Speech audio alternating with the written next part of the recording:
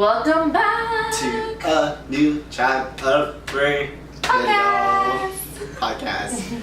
So you guys noticed we've been gone for quite a while. Yeah. And we are back with new content and couches. and couches. We got a new couch, guys. and schedules. Yes. So first things first, we're moving our Tribe Talk Tuesday to bi-weekly now. So please still follow us and enjoy our conversation. Yes, and we're sorry that we've been MIA for those who are still trying to watch our videos. But we are trying to come out with more stuff. It's just our schedule's been a little bit tight. We've been doing a lot of stuff, so... And our little friend called Life has been contacting us. Life. Adulting. Adulting. But we are back, and we're still coming out with stuff. We did not stop.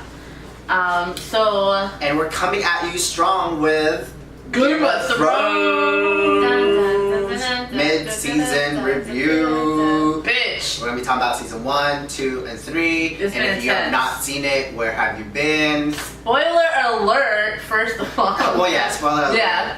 It's your fault if you get spoiled. Right, Please, go watch that. There's spoilers. There's spoilers everywhere. If you're on Instagram, you're already spoiled, okay? If you're on any social media, you're Pretty spoiled. much.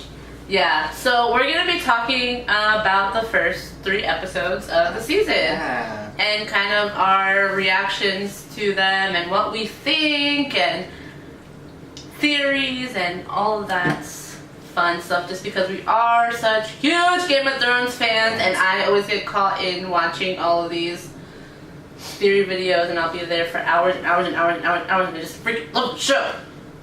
So we're going to talk about it. Let's go to season 8, episode 1. Episode 1. We Hot begin. bitch. We begin. First of all, we were so excited. Just to see everyone finally kind of coming back together and finally getting interaction with one another after so many years. Especially when you see like Daenerys and Jon come back Oh, yeah. on the house, and you're like, oh shit, they're back, they're at Winterfell. And we're just like, what's about to go off, you know? Uh-huh. Coming into season 1, what did you guys kind of like wanted to see, like that specific, like one scene, like you were just so anticipating, like, oh my god, I can't wait for that part when they all meet. I was excited, for Arya to see Jon Oh, yeah. again, because it had been so long since they had seen each other. So I was waiting for that interaction, which we did get to see that, and it was just so like, you know, like, and he asked me, do you still have needle? And she showed needle, and he was like, oh, did you ever use that? And she was like, bitch, yeah, I have. Yeah. I think for me, like, low-key, I was looking forward how Sansa and Daenerys was going to interact with each other. Because well, based on the trailer that they've been showing, you know, before the episode came out, like, you see, like, Sansa kind of, like, not so happy Daenerys is in Winterfell. And she wasn't. And I was like, now is that just for trailer purposes, edit, or is it, like, legit? So I was kind of, like, really curious about that. Mm-hmm. Yeah. I was just excited for Bran to come home. Now that he's like so, like, seasoned to your soul. Mm-hmm. I want to see how he's going to interact with everybody. With all the characters. That was Yeah. so awkward, like when I'm not Bran. right. When Jon sees him and gives him like this big hug, and he's like, "Look at you, like you're a man now," and he's like, "Not yet," or something like that. Yeah. And you're like, "What?" It's funny you say that too. I'm because the three-eyed raven. Raven, yeah. Because it's funny you say that because I just recently saw a meme. It's like, I'm not a man, I'm a raven. It's Like, what? Oh, Bran.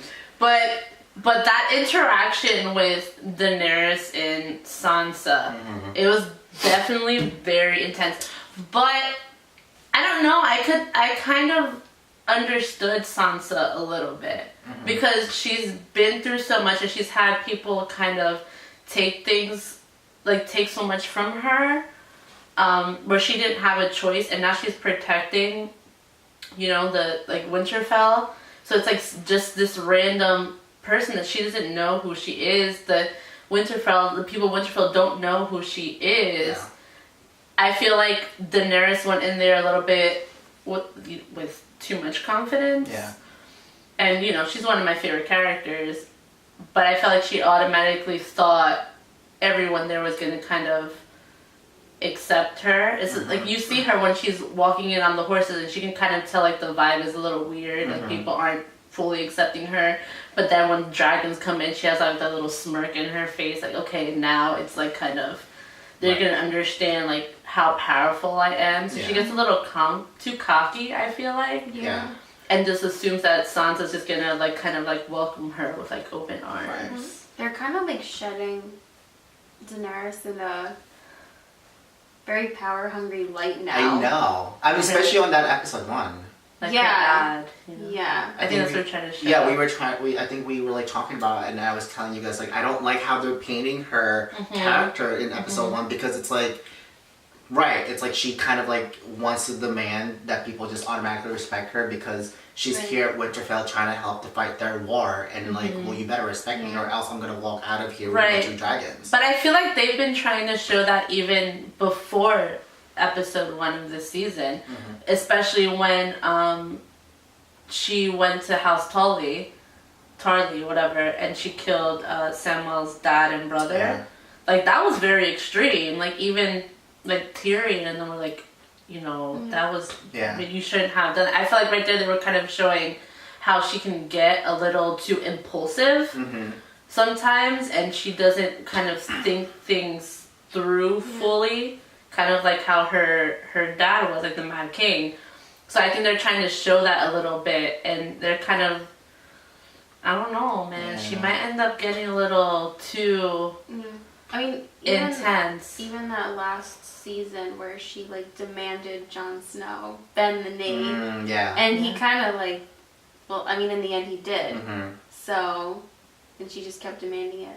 Like, right, and I think the nice twist about season 1, when all of these characters has finally started mingling with each other, is that as viewers we were following 2 heroic stories, where one with Daenerys and her heroic journey, second is all the Stark, and now you put 2 heroes story together, and now you have to choose. You kind of have to choose between like, wait, who do I go with, the Stark and how Sansa and like Arya kind of like treating Daenerys, or like do I go with Daenerys and how she is the rightful queen and it's just right for her to talk like this to Sansa and all the Stark people in Winterfell.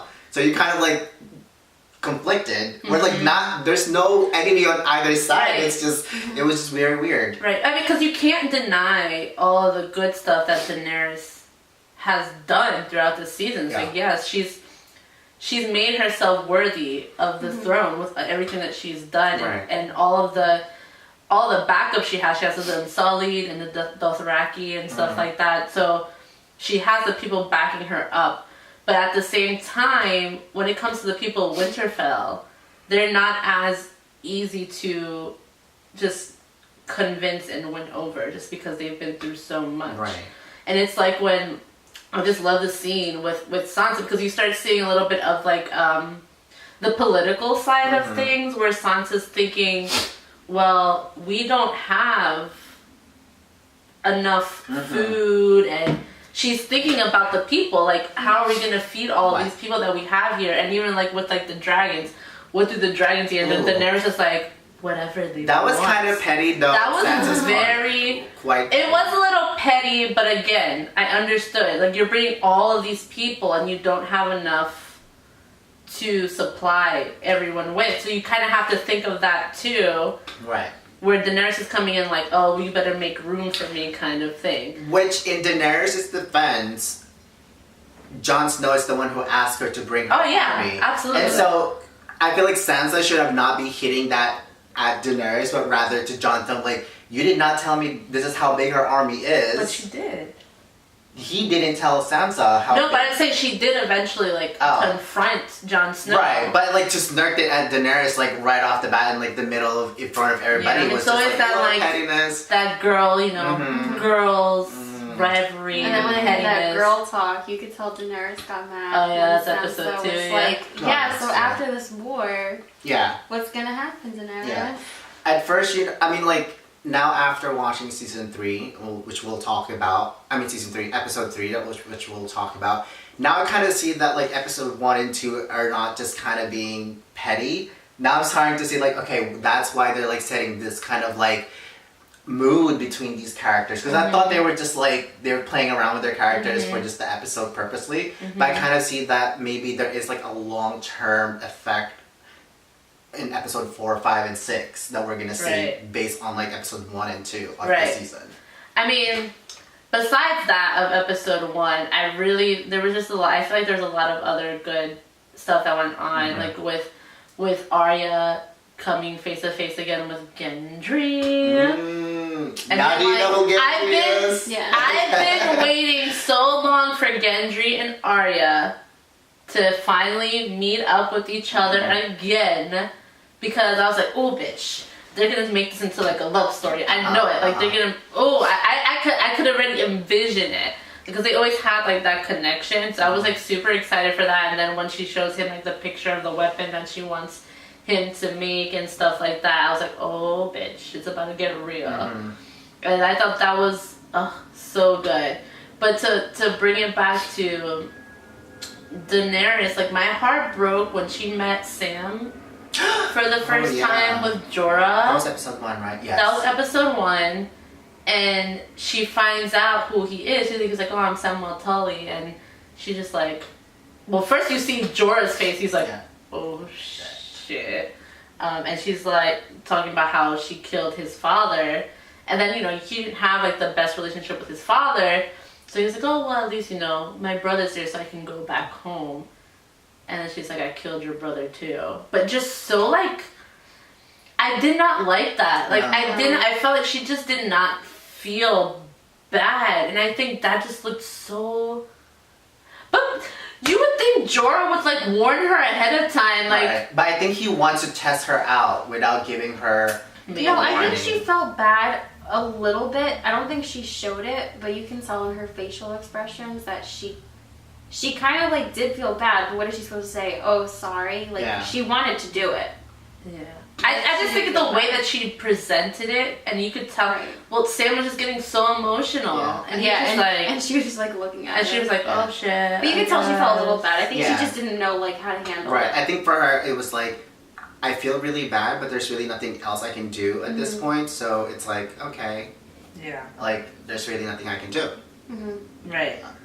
Oh my gosh. Can we talk about the jump scare in episode 1? Oh, yes. Oh, with the boy? Yeah. Oh my god. I was watching a horror movie. Well, first of all, Tormund had like the best line where he's just like, I've always had blue eyes. Yeah. So he's like, oh, I saw you have blue eyes. I've always had blue eyes. That was freaking hilarious. He always comes with his best lines, and he came back and was like, where's the tall woman? Oh yeah, but it was the big woman. He's like, is the big woman here? So I thought that was hilarious, but it was just so funny because you see, what was it? Like, I forget his name, Ned something from I forget what house. And you see the kid like dead there with like the spiral of like body parts. Yeah. And you're just like, oh shit. And then Tormund's like talking, and also you see his eyes open, and you're like, oh shit. Me and Bolt were watching it like, what's about to go down? And then as soon as he like screams and jumps, we're like, oh my god. Like, run away. No, I had the same reaction. I'm just like seeing him, and all of a sudden I see like blue eyes in the back, and I'm like, oh, shit! And then the kid's like me. And then that's when you like realize like the whites are like really, really close to Winterfell, and you're just like, oh. Did you guys thought that Tormund was gonna die there? No. I didn't think Tormund was gonna die. Not from a kid. No way. That would have been like the worst possible way for him to die. I would have been so upset. I thought he was. I thought that kid was just gonna like jump into his shoulder and just like start biting him. And that would have been such a not worthy death for him. Right. Like getting killed by a kid white. Yeah, like just like in the wall. Can we talk about how skeevy Euron is? Greyjoy. What about? How when he met with Cersei in episode 1. Oh, yeah. And like, did you forget? Oh yes, him. I was like great. I was like, what? I was thinking Grey Worm. I was like, with Cersei. No, what? Euron. Yeah. I don't know his name. I don't care for him as a character. I just don't really like him. Well, so Euron Greyjoy came with his fleet or whatever, the Golden Company, blah blah blah, and when he like introduces himself, well, not introduced because Cersei already knew who he was, and you know the whole like she talks about if you want what was it? If you want a whole, buy one. Yeah, if you want a queen, earn it. Or 30 seconds later. 30 seconds later. Like, but that whole scene was just so ill because he's just like, I'm gonna put a prince in you. But she's like, bitch, I'm already pregnant. But do you think, because you know how apparently she's pregnant with like Jaime's kid, so she says, because I don't know how true that is, to be honest. Because I feel like Cersei's kind of playing games with Tyrion and Jaime just to kind of make them feel like, you know, we have another Lannister coming back. That's my theory. But I feel like she's kind of she's probably going to play it where she starts saying that that's Euron's child. Like he impregnated her. No, I think he's going to die. Oh, he probably, most likely. No, like but soon. There's only 3 episodes. There's no way she can like tell him, oh, this is your kid. No, but what I'm saying is that can be a way of kind of like betraying Jaime. You know, like she's like so angry at him that she left that kind of like she can say like, oh, she lied about being pregnant and she's pregnant now by this guy. I don't know. Oh, okay. Because when you see the I know it's just kind of jumping a little bit ahead, but when you see like the trailer for next week or this week's episode, you see Euron like kind of going down on one knee, and it kind of looks like a little bit like, you know, he's kind of proclaiming himself to her. But I don't know. It's a lot of stuff going on. But I still don't think Cersei's pregnant, to be honest. Because her whole prophecy was she only had 3 children. And yeah. I really don't think she's pregnant. Yeah. But you can see, like, not so much in, like, the show, but, like, how strong of a character Cersei is. She said, like, a 5-second line within the episode, and everybody was tweeting and Instagramming that fucking it's not that she's a strong character, it's just that a lot of people are like, oh, I'm gonna use that now. First of all, it's just the writers. Okay, but not Cersei. But it was Cersei who said it. I feel like if another character said that, it would have been he's just a Cersei fan. So anything that comes out of Cersei's mouth is like gold. But the thing is, like, you don't see, like, I don't think you would hear that from like a Daenerys or like a Sansa. But if she did, everyone would say it too. True. And if Sansa were to say it too, or if Arya was to say it, it's just a line that a lot of people would like to use. It's one of those lines that, you know, it's gonna attract some people. Yeah. Right. Can we give some props though to Theon for finally going and saving his sister? Yeah. And then like Yara, like even though I knew what? No, go ahead. No. Even though I knew, like, as soon as he, like, I remember I was like, oh, she's about to hit him. She's about to hit him. And she, like, headbutted the shit out of him, which he deserved because of what he did to her. But I was so happy that he was able to, like, save her, even though she was like, deuces, I'm going back to the Iron Islands, and you can go back to Winterfell. Well, even though he did leave her, I feel like in his mind, he thought he could do better leaving her, because if he were to save her, try and save her, he did it because he would have died. Scared. He left her because he was being a coward. Okay, well, let's be honest, he would have died. But he would have died. Right, but like it was an afterthought that he was like, okay, maybe it was best for me that I. In the moment, he was like, he left her. He abandoned because at that moment, that's what he was. He was an abandoner. He was scared. He was after everything that happened with everything that happened with what's his face? Bolton. Yeah, with him. Ramsay. With Ramsay, he was just scared at everything. He just wasn't strong. Yeah. So he was strong in the end. But now, then he finally found the courage. He came and he saved his sister. Yes. So he's like, yes. On.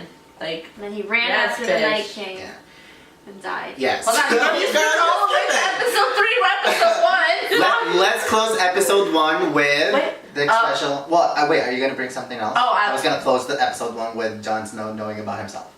But also... Did we miss something else? Jamie coming back. Oh shit, yeah. Oh, Bran. Wait, how did the season end? With Jon Snow knowing or Jamie coming back? No, the episode ended with Jamie coming back and seeing Bran. Okay. And then that's when the episode ends.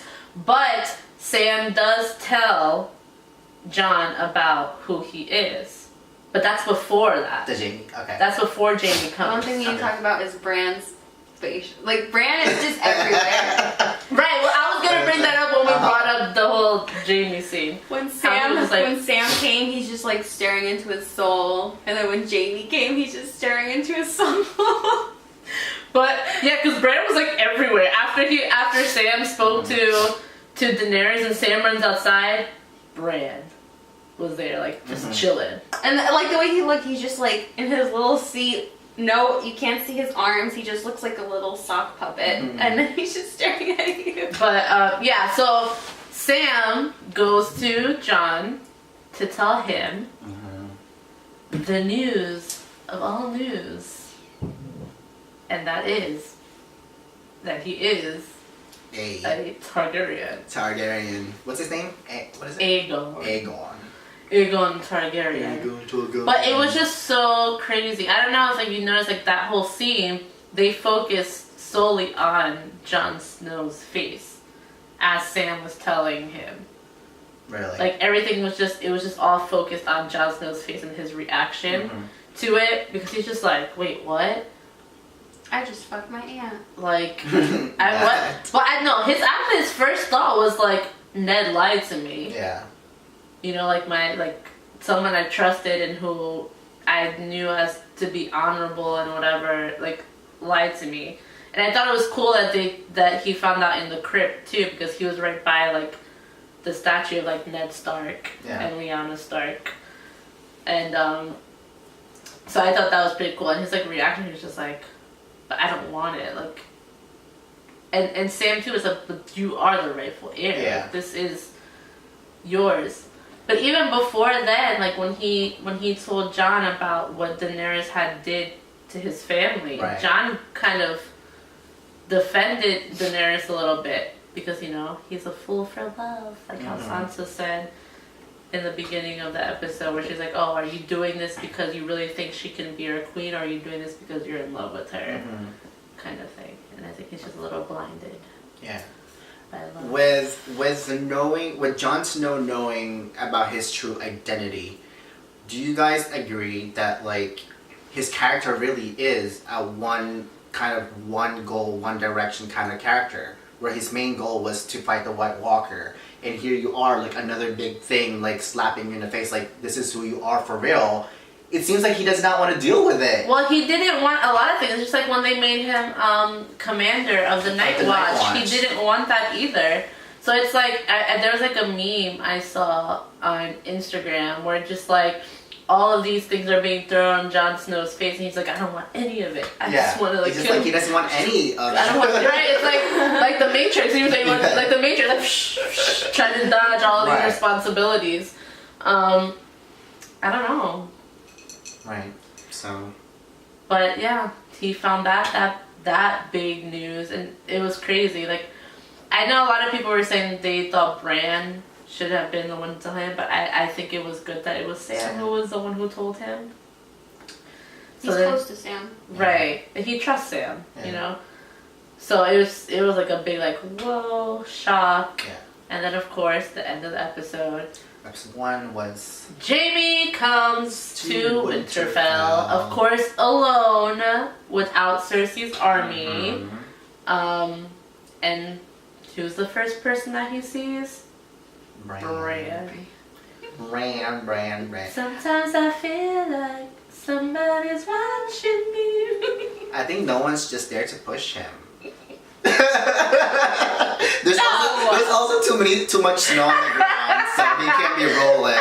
Listen, he was there the previous day, he was there the next day. It's almost like they just left him there. Yeah. He has the most easy job. Bran goes from being in the Godswoods to being all the way in the court area of freaking Winterfell.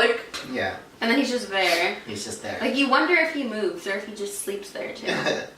And it's funny, since we're in Bran, side note, I don't know if you guys saw that picture of him, like the actor. He is tall as fuck. Yeah, he's taller than Sophie Turner, and he's like, but you just don't see him being tall because all you see him is just sit down in the fucking wheelchair. You can see him being tall-ish. But he's like covered, so it's like a giant cover. You wanna know what he said? He said that because everyone asked him like, how do you get that stare? Mm-hmm. And he's like, oh, I can't. He can't see. I saw that.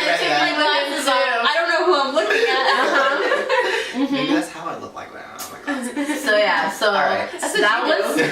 that was episode 1. Let's of jump season into 1. So then, 2. episode 2 starts with Jaime obviously coming face to face with Daenerys in the Council of Winterfell. Right, and Daenerys gets a little cray-cray, talking about like, me and my brother have always envisioned how we would murder the man who murdered my father. Which, okay, I get it. Okay, girl, he killed your father, but at the same time, your father was trying to kill the whole freaking world. Not the whole world, but the whole King's Landing, pretty much. Let's just exaggerate. Like, he was bad. He was crazy. Like, that's it. End of story. Yeah. Mad king. He was a mad king. So, I kind of like how Jaime defended himself a little bit. You know, like, I was defending my family, and I wouldn't, like, change that kind of thing. Even if he's, like, risking probably being dead by Daenerys. Yeah. So she was very angry about that, and I feel like she just kind of was blinded by like rage, that she wasn't willing to see the bigger picture of everything until, like, you know, Brienne came to the rescue for Jaime. But before we talk about Brienne, I do feel a little bit conflicted and confused why Daenerys' reaction to Jaime was like that. Because she already saw him during that last season. Right, but she also tried to kill him. Did she?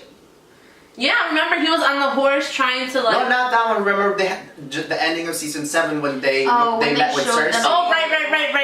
Yeah, but they met with Cersei, and they were like all inside the council, so I was like, okay, but you already kind of like saw him, but I guess maybe she had to like bite her tongue at that time. No, I think at this point she's like waiting for Cersei to bring the... Right, that's what I was gonna say. She's probably already pissed too that... So now she's like, there's no army. Yeah. Like, where the fuck is the army? Yeah. Okay, so maybe that's why she had that like angry, pissed off mood already. Because I was like, wait, hold up. Like, this is not your first time seeing Jaime. Because I'm like questioning in my head, like, this is not your first time meeting Jaime? But okay, yes, okay. Right, and that was crazy because... I don't want to like retract back to episode 1, but I'm just remembering. With Sansa, she tells like pretty much Tyrion and everyone like, how could you trust Cersei? Like, you believe her that she's gonna send this army? And I think Sansa is so smart because she knows Cersei and she knows how Cersei thinks.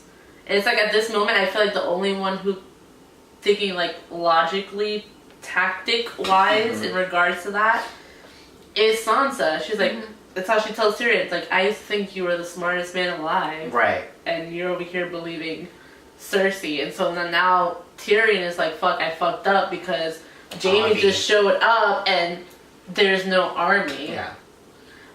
But I kind of think, I don't know what's up with Tyrion because he's been fucking up a lot. He fucked up a lot of shit. He's been fucking up a lot. And you know, like the scene where he spoke last season to Cersei, they didn't really show what they spoke about.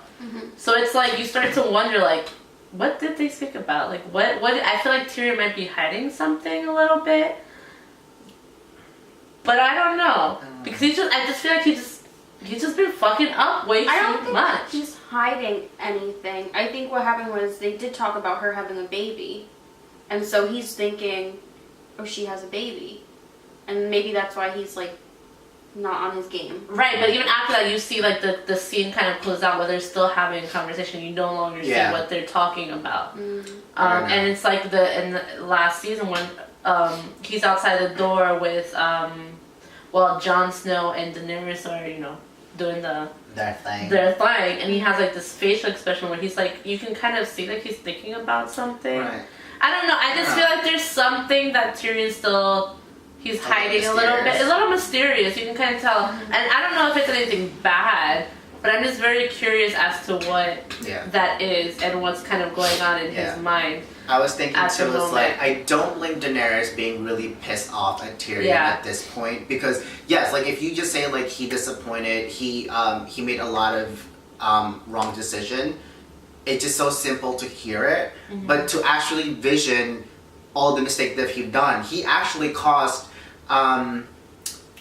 Marjorie's family lines all of their death and their castle to be taken from away from for Jaime to attack them so defensively, right? Because didn't Tyrion send all of Daenerys' Unsullied to the Lannister place, Casterly Rock, but then instead Jaime's army was in front of what's her name, the grandma?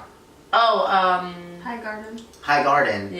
Yeah, and so she was conquered because of Tyrion's false strategy, because he sent Daenerys' army to Casterly Rock and there was nobody there waiting for them.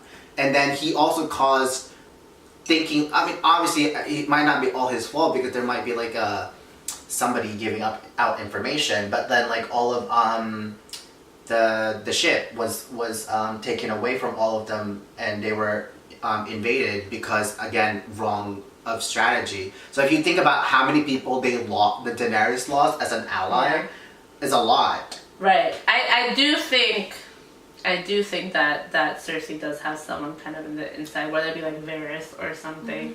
Yeah, I don't know. Kind of like on the down low, he might be. Yeah.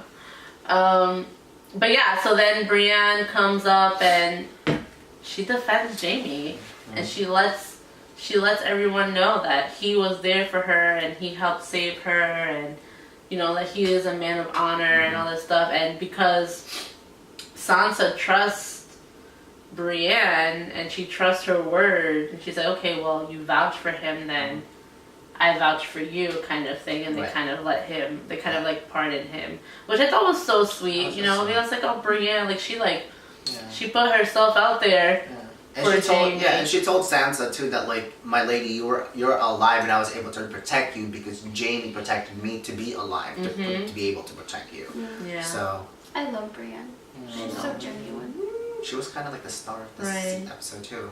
Right. And so we see Daenerys just pardoning Jaime because Sansa did. For now. But she was pissed. But she was pissed. That's what she told Tyrion. She was like, if you can't get me the Iron Throne, then I'll find someone else who will. Yeah. And then Jorah comes and like, well, yeah, Here we go with Jorah. Jorah talks to her and like, he is counsel. Kind of like, Tyrion's a good guy and everything, and it's just like. So then after that scene, that's when Daenerys and Sansa has that sit down conversation. That was so awkward. It was a little awkward. I felt a little awkward. And it's like, at first, you see they're kind of like relating about like Jon and how they both have that mutual love for Jon Snow. And then Sansa asks, which I feel like it's a valid question. What about the North? Which again, Dany is belittling the people that she's talking to. She's it's not belittling. There's another word for that. She's just kind of. She thought that she's the better person against Sansa, so she thought that she could by playing her with the whole Jon talk, that she thinks that she can win Sansa like that. Right, but what she doesn't know is Sansa has seen it all. She's seen all of the tactics. She's already been fooled by so many people that she's no longer willing to be fooled. I think again, everybody, she's the one that thinks the least with emotions. Yeah. Yes, because even more than Arya, because I feel like sometimes Arya can be in her feels, especially with the Hound now. During that conversation, you see a little bit of that emotion with Sansa, and then she like retract her back and be like, what about the North? And then that's when you see Daenerys move her hand and automatically like, that was such a bad move for Daenerys, right? Because it's a little stuff, and it's like, I feel like her main focus has always been the Iron Throne, but she isn't thinking about the bigger picture and everything else. You know, she's just solely thinking about, I need to get that throne. I need to reclaim what is mine. Right. Yeah. She's not thinking about, like, once she reclaimed the throne, how is everybody going to be interacting around her? You know, is people going to like you sitting on the throne, or do you just take the throne and then people will dethrone you out of the throne again? Like, right now, I don't think she's got too many people. And she lost a lot of armies too, so she has a... Anyway, but then we get someone to come and kind of distract them from that conversation. We get Theon, who comes back to Winterfell and pretty much tells Sansa, you know, like, Lady Sansa, I want to help to defend Winterfell. And you see Sansa get so emotional because clearly they've been through so much together, and you know, she just runs and gives him a hug, and I teared up watching that because... Were we surprised with Sansa's reaction on that? I was a little. I feel like that's the most emotion that we've seen from Sansa so far in well, I mean, it was only the second episode. But you could see how much she really cares for Theon. You know, he's like a brother to her, and I mean, I was a little surprised because the last time they had a interaction was him helping her run away from Ramsay. Yeah. Right. And before that, she was kind of like pushing him to the side a little bit because he's like, "Oh, let me help you, Sansa," and she's like, "Fuck you." Yeah. Well, yeah, because I mean, you have to think too all the stuff that she was going through, and he was there when she got raped. Yeah. You know, but that's why I'm like surprised that she had so much emotion with Theon. I think she might have had that so much emotion because, well, first the setting that they're in, that they're reconciling in a situation where they're both free, right? And then second, Theon is actually the only character who knows where she went through. Right. I don't think there's any other character that knows. He's the only one who's pretty much he's seen everything that she's, I mean, not everything, but a good portion of a lot of bad stuff that's happened to her. Right. He's been there for her, trying to protect her, even when he felt like he couldn't. Right, and I think, like, for Sansa, she doesn't have to open up so much to him for him to understand what she's feeling. I feel like she couldn't open up to anybody else because they wouldn't understand because they were not there, and all the characters that she's gonna complain about or talk about are already dead. Like, you know, that's already her past. Right. But for Theon, she doesn't have to speak a word. Theon knows the pain that she's been through, and I think maybe that's why she broke out on that one. But she was quite surprising, and to say too, like, she broke in front of Daenerys, and it's like you were just putting like a hard face talking to Daenerys that you don't show emotion, and here you are. Even Daenerys is just like, like, what the fuck is going on there? What is going on? Okay. Can we talk a little bit about, you know, the flirtation between Gendry and Arya? They're just building that up. When she goes and checks to see if he, you know, finished her weapon or whatever, and he's in all, like, he's covered in all this dirt, and so he's so sexy. He's okay. I love him. Listen, I've always loved him, and he has like that. And he has like that shirt, and you see like his muscles and his sweat, and like, and you know, Arya is like looking at that. And she's like, damn. I mean, you saw that eyebrow raise. She's like, you look good, man. She had nothing better to do. And she's like just trying to be mad, like, make sure you get my weapon done, blah blah, like mad, like 30. And right there and then I'm like, oh bitch, she's trying to get some. She's trying to get some with Gendry. I already saw it happen before it happened. You see how she like flipped the table, like now she's like the one showing off what she can do, throwing that fucking knife and making sure it hits the same spot. And Gendry's like, but he was so turned on. He was. But normally a guy would be the one to do that in a scene, but no. But that's why I love Arya. Arya just does not give a fuck. She's the shit. Like she knows she's badass. She was just like throwing like, I've seen everything. Bitch. It's nothing. I don't even have to look. Make me my weapon. So you're gonna make it or not. Right, but you know, there was that little flirty scene, and then we have a little bit of a I wouldn't say it's like a flirtatious scene, but a little more of like an admiring one another with Jaime and Brienne, where like, you know, Jamie's like, I would be honored to like serve under you, and Brienne's like, what is wrong with you? Like, why are you being so nice to me? Yeah. Because she just found it so strange. But even though, you know, Brienne has a little bit of those feelings but that was so sweet that he knighted her, and she was like so happy. I think we were teary-eyed during that scene. I was just like, I'm sorry. Like, well, Brienne, you deserve this. Yeah, I mean, well, first of all, this whole episode just gave me Lord of the Rings vibes a lot. To the max. It was just like the whole prep of the Battle of Helm's Deep. You're gonna go there?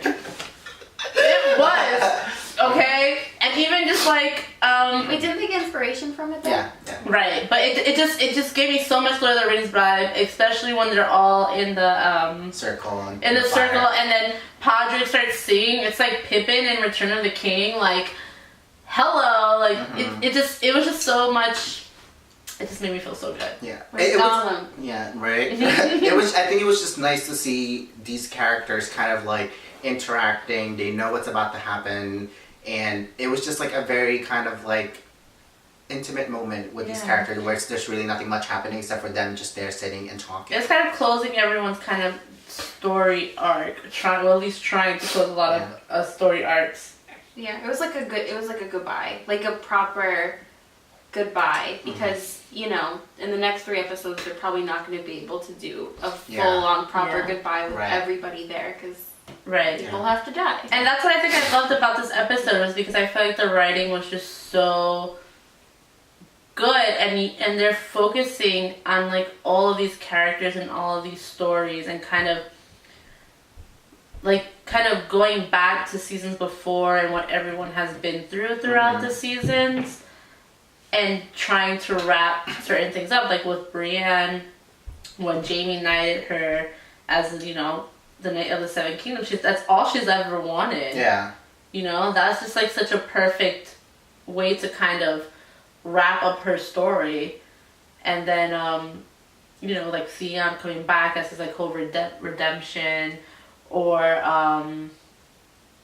just what was the other one? Oh, when like Grey Worm is talking to Melisandre, or whatever her name is. I keep getting confused. I know, I get her and Melisandre, about how he wants to take her away, take her to the beaches, because she wants to go back to the beaches. And he's like, oh, Grey Worm.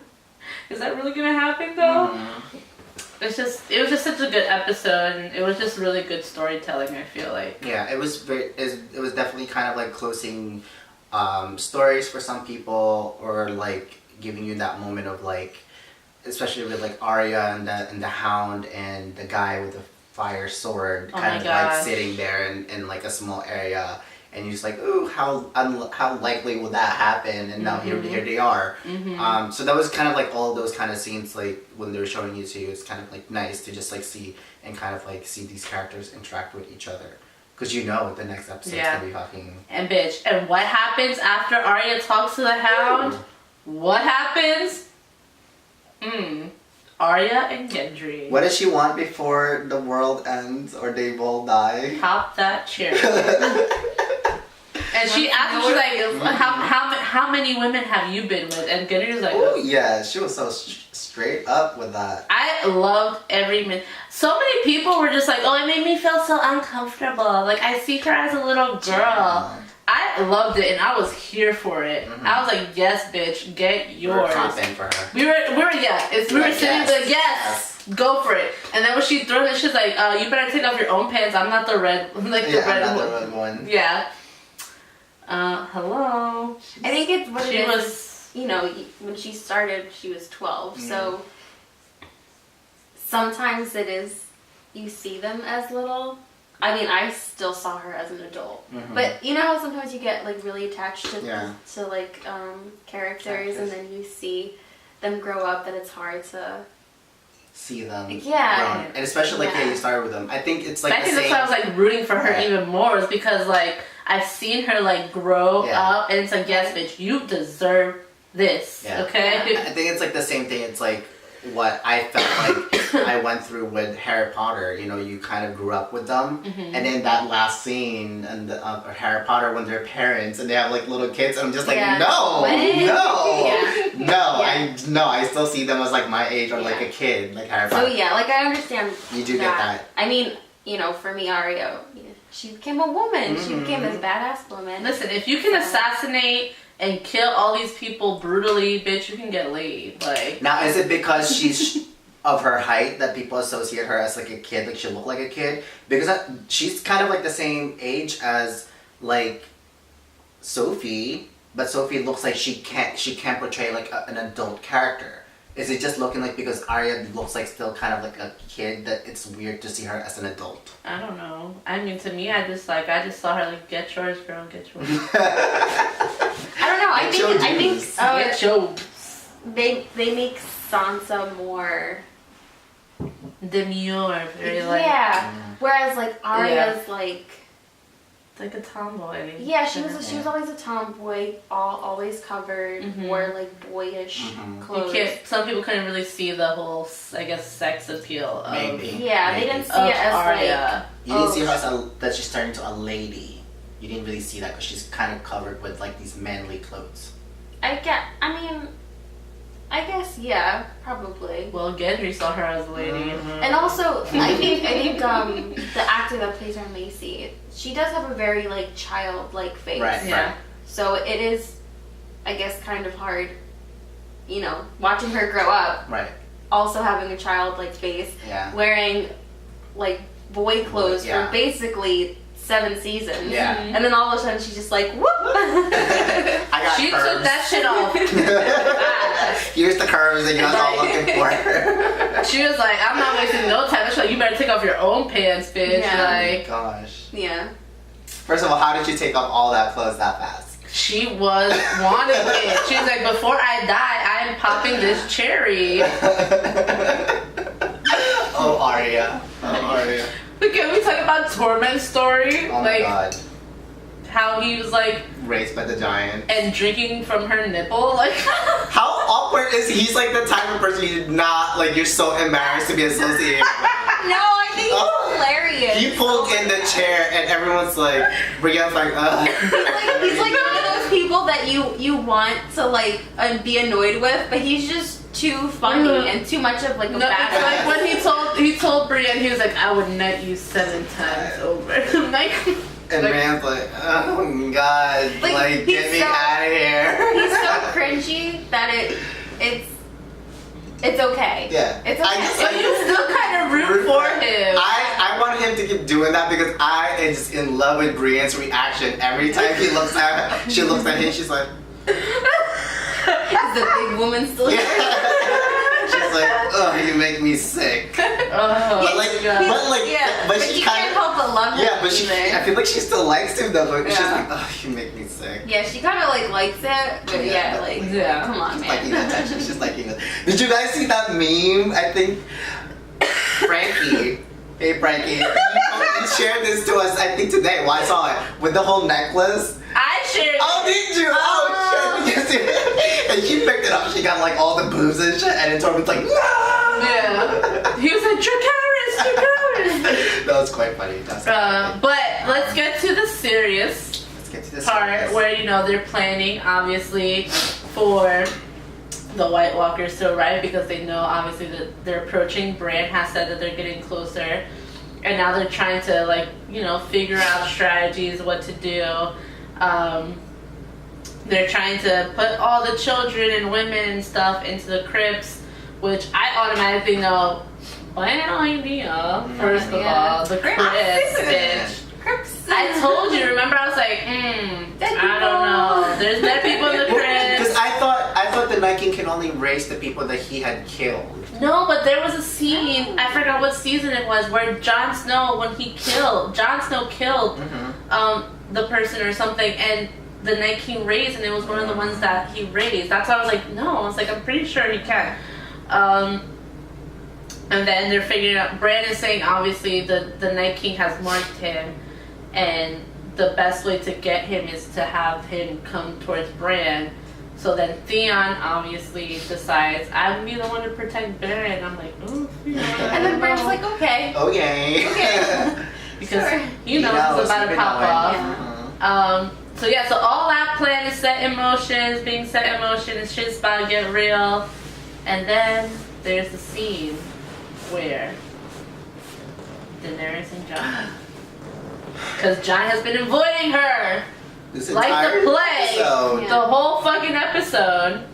Because he's like, what the fuck? Like, what do I say now? Yeah. And then he tells her. And bitch. That's treason. And then automatically, unacceptable. she's just like, So you're the real heir. That makes you the real heir. Like, ooh, she was pissed. She was pissed, but I don't blame her though. I don't blame her. But it's also not his fault. Yeah, it's not his fault. He didn't know. She kind of knows that he doesn't want that. So I don't know why she kind of made it into a big deal. Because she kept looking. I would have been more concerned at the fact that I'm sleeping with my nephew. Okay. Yeah, that too. But it seems like it doesn't matter. Yeah, for in that her, area. she's like, I don't give a fuck. But what I give a fuck is, I've been living my entire life trying to get this Iron Throne because I thought I was the only Targaryen and I fit. You know, I deserve this by name. I mean, how many times did she like emphasize on her name? And here we are. There's another Targaryen. I guess her reaction is somewhat valid because her whole plan is, I'm gonna take the throne. Yeah. And then all of a sudden, it's just like, oh, but wait, someone can actually take it away from me. Yeah. And everyone Just loves by Jon. birthright. Yeah, and everyone loves Jon Yeah, Snow. she said it herself. By birthright, she deserves it Right. automatically. But here we are, legit by birthright. Yeah. And if you notice, Jon did not say, I don't want the throne. You can see him kind of somewhat contemplating. Yeah. He's just like... Probably like after this whole White Walker thing, Yeah. he's just like seriously thinking Right. about Which it. I think this is where episode 4 or 5 or 6 or whatever, they're definitely going to start playing more politics in the episode. For sure. Because once Sansa finds out that Jon Snow is also a Targaryen, she will make sure he will sit on that Iron Throne and not Daenerys. When all the Winterfell people knows that he's also a Targaryen / Winterfell, a Stark, they would want to make sure he's the one sitting on that And Iron Throne. Sansa's... Yeah. Daenerys has no one now, basically. No one. Like, Oh, she doesn't have a Jorah now. Oh my god, I'm sorry. We're jumping up. Okay. But yeah, like Sansa is playing it smart too because she's trying to get closer to the Tyrion, which we'll talk about too. Alright. About episode 3. So maybe let's talk about episode 3 and then we'll jump in all of these like conclusions. Yes. So that's episode 2. Daenerys finds out Jon Snow is the real heir to the Iron Throne. And then somebody screams from far and they're like, the Night Walkers are here. Cut of episode. You know what we didn't talk about? Episode 1? When they're flying a whole new world, I was gonna bring it up. When they finally show that Jon's able to ride one of the dragons. When he goes on Rhaegal, like... And it was a big deal. We have only been waiting the whole series to see someone else ride another dragon. Their way to tell you I kind of knew though. We knew, but we petting and stuff and letting. No, we knew, but we wanted to finally see it happen. Which is also dumb of Daenerys not to notice how the fuck. Right, but it's sometimes you just don't. Yeah. She probably thinks I've just trained my dragons really well. Or maybe she's like, or Jon. He's meant to be in my life. Because he can ride my dragons. Right. But anyways. Episode 3. Bitch. Winter is fucking here. Now this was a very controversial episode. Some people hated it. Some people loved it. Some people were in between. So let's talk about the episode and then we're just gonna start slicing this motherfucker up. So the episode starts, everyone is preparing. They are getting into place. Okay? And who rolls up on a fucking horse? Melisandre. And she goes and she lights up the Dothraki torches. And everyone's like, yes, we got this. We're so confident. We're about to fucking kill these White Walker bitches. And then the Dothraki go. Woo! And then, psh, psh, psh. 10 seconds later. It was like 2 seconds. And then, of course, Daenerys, with her impulsiveness, is like, fuck the plan. I'm hopping on my fucking dragon. And the plan pretty much goes to shit. Yeah. I think that whole plan was just a shit show. It was just shit. It was a shit show. Yeah. It was a shit show. And pretty much all of the Dothraki were pretty much, now they're extinct. Jeez, right? Yeah. But that's why Daenerys is so pissed, because she has such a strong connection with the Dothraki, and she's just like, oh, hell no. That is not, like, if you think about it, it's like she took all the Dothrakis over from, what's his name? Khal Drogo, and for her to just give them this kind of ending. Honestly, that whole plan was like... I mean, some survived. There were still some that were still alive. I think what impacted me more was there? I thought Jorah was. No, there was still some. There was still some Dothraki. Okay. They were retreating back, and you see kind of them, some of them riding back. Okay. But did they like survive that whole battle though? We don't know. I guess we gonna find out next episode. But the Unsullied, they were so. The Unsullied are such honorable. They're not loyal, man. And it fucking killed me to watch Grey Worm, like, he was, like, battling on whether, because when they're trying to, like, light the trenches, he's, like, battling on whether to keep sacrificing the Unsullied to try to block off the White Walkers so they can light the trenches and close the gates, or not. And he's just, like, you see him, like, looking back, and he's like, I don't know what the fuck to do. This is, like, killing him. You can tell it's, like, killing him. But he had to make, like, that choice. Yeah. And then Sully was like, no! And then just, like, and you just see them kind of crashing down, and I'm like, oh my god. Honestly. It's like the Dothraki and the Unsullied, like, that's it. Like, like, you have your two most powerful, like, armies on the front line, which, okay, understandable. But it's like they're pretty much all gone. That's the bad part of that plan was you're fighting real lives against dead ones that don't really die, honestly. And I was telling Bolt, my brother brought up a good point, was in season 1, Ned told Jon that the walls at Winterfell, all you need is 5,000 men to hold off an army of 10,000 behind the walls. And they put 2 of their best armies outside of the walls. Right, but it's different when you're going against people, that you don't need that many soldiers. But when you're going against the undead, they're thinking, like, we need everyone that we possibly can. Yeah, because then, like, you think maybe they did that plan because they wanted the Night King to think that they were getting defeated, so that he would be confident to go see Bran. I didn't think of it that way. To go see it. Well, that was the whole point. The whole point was pretty much to be, well, at least the way that I saw it, was to kind of have a defense. I can't think of the word. It's pretty much to kind of distract the White Walkers. Yeah, like a diversion. To have the Night King get to Bran, because ultimately that's what they wanted in order to kill the Night King, because Jon was supposed to kind of be the one to kind of fight him and defeat him. I just thought it was so sacrificial. It was very sacrificial, but again, they didn't know what to expect either, because you start to see as soon as, like, the Dothraki are being, like, annihilated, you see everyone's faces pretty much like, fuck. Yeah. Like, shit is, like, really about to go down. Like, what's gonna happen now? And I think that's kind of like when everything kind of just turned to shit, and people were just like, we just kind of need to try to kill these White Walkers. I mean, it just really makes you wonder, though, what would have happened if they kind of protected their armies inside the walls. Yeah. And then seen what happened. Right. But yeah, they basically knew all these people were probably inside. Right. Oh, absolutely. They knew. And then once the trenches were lit, like Melisandre, that shit was crazy because I felt like she was at a point giving up too, trying to light the trenches, and she was just like... Yeah, her face, she was just like... She was like looking...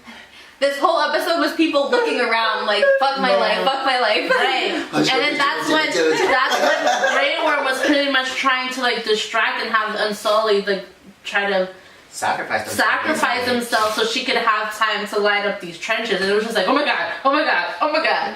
And then it worked for a little bit. I really thought Grey Worm was gonna die. Oh my god. I'm so happy he didn't. I was so ready to like hand her my fucking lighter. Like, here, bitch. I didn't know he's gonna die now. And it was like all working out, all peachy keen until the freaking White Walkers started like making a fucking bridge of White Walkers. Like Night King is smart. He's like, these people, they don't care. Go sacrifice yourself. Go. And then that's when like shit was just like going down. Shit was hitting like shithole after that. Dead. And then like Brienne and Jaime fighting side by side and just like, oh, we gotta fucking kill these motherfuckers. First of all, Sam needed just to go to the crypts because I don't know how the hell Sam survived this fucking war. Because they showed him crying. He was like crying. He was like getting like catapulted. I'm like White Walkers jumping on top of him. But listen, on a side note, right? I loved Sam, but then this episode happened, and I was like, "Oh, Sam! Oh, why are Sam. all the Sams crying? Because Lord of the Rings Sam's crying. This Sam is crying. Who else is a Sam? All these Sams. If you're a Sam out there, do you cry too? I'm just kidding. Anyways, let's get back to this story. But can we talk about Lyanna Mormont? Like, yeah. Oh my this God. bitch. Badass bitch. Big things come in small packages. It just it gave me like a whole David and Goliath kind of thing. Like, you know, like she just like ran up to him, and then when he picked her up, and you hear like her ribs. Yeah. Even before that, she's like, she's seeing the giant like approaching her, and she's just like, what? And just like gets back. Like, are you gonna move, girl? Like, you don't have to prove nothing, just run. All you see is But she's like, if you're gonna take me down, I'm taking you down with me. And then she just stabs him right in the eye. Listen, he was like the only giant that I saw. Yeah. So she like defeated a pretty big like White Walker. Yeah. Badass. Don't underestimate us little people. We will stab you in the eye. We can get petty. And then Arya's with her weapon, and she's just like kicking ass. Arya's kicking ass like with her little weapon. Look at all the little people. I was like, ooh, bitch, let them know. Let them know. And she even saved the Hound, like when she like the arrow. The Hound was about to give up too. Yeah, and I give her credit because she knew how to use the weapon that she asked Gendry to make. She just knows that she's gonna be fluid with long stick spear. Well, because that spear was very similar to what she learned from. That is true. From her training. Yeah, from her training. Yeah. But that was badass. So she knew what the fuck she was doing. And then obviously, you know, she hit her head, so she was a little disoriented, and then she started to get a little scared, she started to question herself, and then that was like a whole other story when she was, even though I love that scene when she's in the library, it just gave me very horror kind of vibes, where she just has to be very quiet. But that scene where she's running and she runs into the White Walker, it was just like a reflex to like stab her like right in the throat. I was watching the behind the scene. Good. They said that I think they were inspired by The Quiet Place. That was inspired by The Quiet Place. Well, there was like no music playing during that like scene. You could hear all the smallest sound. Just to show like how stealthy she could be. Yeah. Right, and like how you said before with the Hound, he was freaking out a little bit too. But that he was getting, you know, I feel like it was like that whole PTSD because he's afraid of fire. Because you know he was like burned. And claustrophobic too. Yeah, so he was like, zombies, he was freaking the fuck out, and it's just so sweet to know that because he saw, was it Beric? Beric said, you know, Arya was pretty much like in danger. Tell that to her. And he saw that Arya needed his help, and he like kind of put all that aside to help her, and I was like, oh, that's so sweet. Like, you know, now they have like this bond and this relationship, and he went in, you know, to help her and to save her, and then they come together, and then that whole scene with when Barry like blocking the walls, and he's just getting like stabbed and stabbed and stabbed, and it's like you realize that the reason he's been brought back so many times was for this moment. Yes, and I don't know if you guys noticed too, like. He was just not dying until he complete that purpose. Until she made it door. Yeah. Because he was getting stabbed so many times, and I was like, wait, how did he made it inside the door? Like, how is he not dying? So that's kind of pretty cool. Yeah. So many selfless people. I know. And then then you go back into like the crypts, and then you kind of see how everything's going on down there, and how Sansa pretty much starts to realize, we're like the weaklings pretty much, and how this is where we're meant to be. Like we're not beneficial to them out there, and then you kind of see how she's talking to like Tyrion, and their relationship kind of started talking about like how they were married and how he was like the best. She's like, you were the best of them, and he was like, oh, what a terrifying thought, and But I thought that was cool because they went back and forth. Because you see like the battle, but after a while it gets a little exhausting, and so they go back into like the crypts and stuff. And then you see like with Daenerys and Jon Snow, and with the whole fight with the dragons up, and you see freaking Drogon getting freaking annihilated. I know. Ugh. He lives. Oh yeah, he lives. But like. When the Night King comes and Daenerys tries to like set him on fire. Ooh. And she thought She thought in this entire season. She was getting too cocky. Too much. No, but I do give props to Daenerys this episode because she was out there in the field.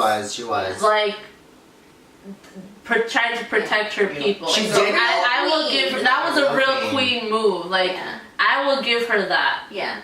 Because she could have been like, bye bitch. Or but like, she could have just watch it. Yeah, I'm right. Even though it pissed me off a little bit how she just randomly landed Drogon while all the freaking White Walkers jumping on top of him. Oh my god, yeah. That was so annoying. Like, how did you not know? But then again, it's like, I feel like at that point she's just so flustered at that point. It's like you just saw the Night King raise up all the dead, and then Jon Snow trying to like rush after him, and like I'm pretty sure she's worried for his life and not realizing like, girl, you gotta worry about your life because all these zombie White Walkers are climbing into Drogon. Like, damn. Yep. But then again, you gotta give her props because she's out there fighting. She knows how to use her dragons well, and that's why she was able to defeat the Night King for him to like be detached from Viserion, and then she's just using all the resources that she knows, which is Dracarys. It just it just didn't work to the Night King. But I was telling when I was watching, I was like, girl, get the fuck out of there because he about to throw another spear. Like, please. Well, he did. He did. He was like, as soon as she put him on fire, he's like, bitch, you thought. I thought they were gonna keep the fire keep going, and all you see is like the spear going. Oh my god, through. I thought that too. I thought that was gonna happen. I was so ready for that one-on-one fight with Jon Snow and the Night King. I was so mad. And then you see Jon running towards the Night King, and the Night King's just like, no, bitch, you suck. He's like, and so then now Jon has to think about, am I about to go one-on-one with the Night King? Or that should be his tagline the entire episode. What? You thought. You thought. But Jon was like, what was that doing? With his sword, he was like, should I go for the Night King? Should I not? Should I go? Should I not? He's like, And the Night King's like, here, let me make you decide. Here's all this motherfucker. Right. And then now Jon's like, well, I can't even get my point across. Alright, go ahead. Having too much fun with the Night King. This is about to be a We're giving him the exposure he deserves. Yeah. Alright. He doesn't get talked about enough. Yeah. He's only been talked about for 8 seconds. Alright, continue. Shit, now, bro. What you want to say? Oh yeah, but so then Jon's like stuck, like, oh shit, now I have to kind of not let the rest of these White Walkers get to where Bran is, because Jon was supposed to, like, he was trying to think, I need to go run after and catch up to the freaking Night King before he gets to Bran and kills Bran. And that's why you see when Sam is getting, like, attacked by all these White Walkers, and Jon Snow's like, bitch, you on your own. Sorry, bye, I gotta go this way. Because he had to catch up to the Night King. But then you see Viserion, right? Viserion trying, like, get to Jon, and he's like, fuck, like, there's no way for me to get there. And you see when he gets out, he's, like, yelling at the dragon. And I know a lot of people make fun, like, why the fuck is he yelling at the dragon? But for me, I felt like it was just, like, anger and just, like, frustration. Like, he just feeling like he's just lost this battle and this war. Even though I've heard theories about saying that there's theories that he saw Arya running, he was telling her, like, go, just go, kind of thing. Because apparently Viserion was covering the path to go to the Night King. Right. That's why he keeps blowing fire everywhere. So in order for Arya to sneak in, Jon Snow was like, had to, like, stand up and, like, expose himself. No, I'm just thinking, like, this, I mean, off topic, but this whole situation might make him want to be the king. You think so? I feel like a battle like this would change you as a person just a little bit. Yeah. So he might be like, Well, I already feel like he was getting a little bit changed, especially when he had that conversation with Daenerys. I think he was thinking about it a little bit more. But yeah, you could sense all the frustration. Like, he's just like, we're pretty much fucked. We're fucked. And especially when you gotta give props to the music in this fucking show, because the music just makes you feel all the feels, man.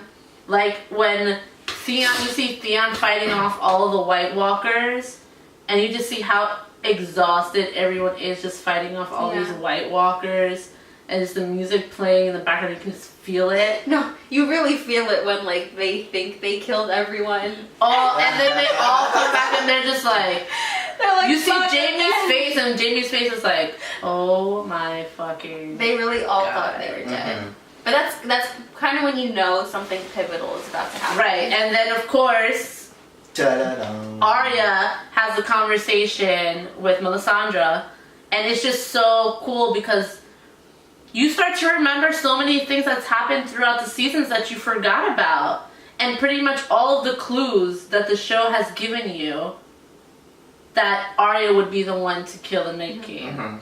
Well, you kind of know, or at least for me, I knew Arya was going to do something epic when Melisandre came back. And she just, like, gave her a look, and I'm like, Arya, you badass bitch. Right, like, I thought, I see you up there. Right, but then, like, when Melisandre's just like, you know, the whole brown eyes, blue eyes, green eyes thing, what she said to her in season 3 when she first met her and said that these are, like, these eyes, you're gonna close these eyes forever or whatever. And then when she recites who was Arya's trainer in season 1 who taught her the sword fighting, where he was just like, what do you say to the night of God of Death, the God of Death, and she's like, not today, kind of thing. And that was like a back to that, where he, like, sacrificed himself for her, like, when they were trying to get her in the beginning of season 1.